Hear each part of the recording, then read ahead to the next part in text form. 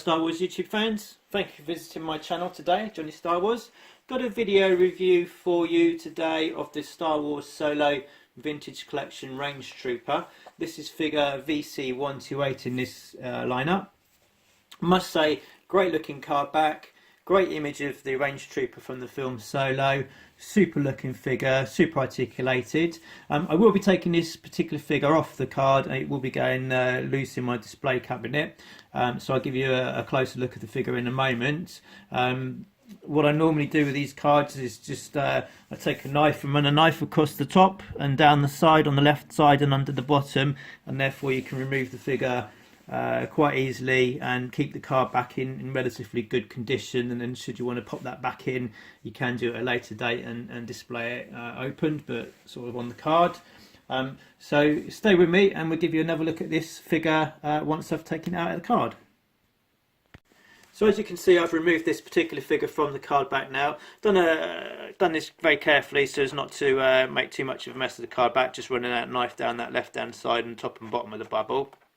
So I can put it back on the card if I wish to display it like that, but I'm a loose figure collector, so this will be going on display.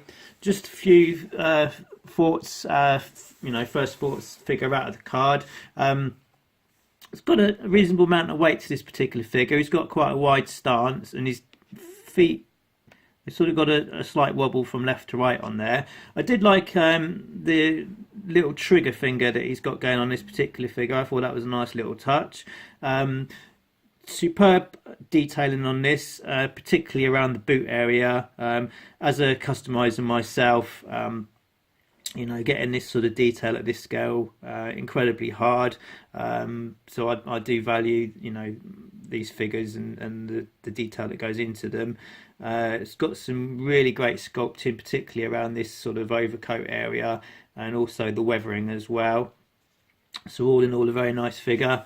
It has got a good range of articulation, but it is a little bit hindered because of the sort of overcoat he's got. So underneath there you've got full arm swivel, you've got a twist rotation at the elbows up and down, you've got a slight movement on the wrists and also a swivel there as well.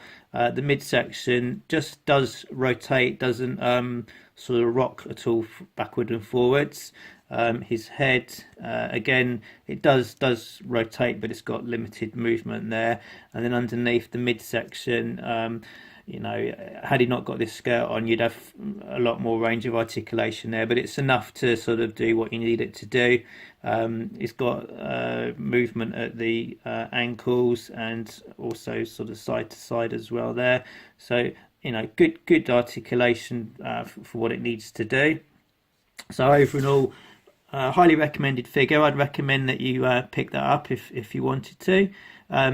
Final test is just does he stand on his own 2 feet. That's important to me as a collector that displays loose, because as I say, there are some figures out there that keep falling over and it's a real pain.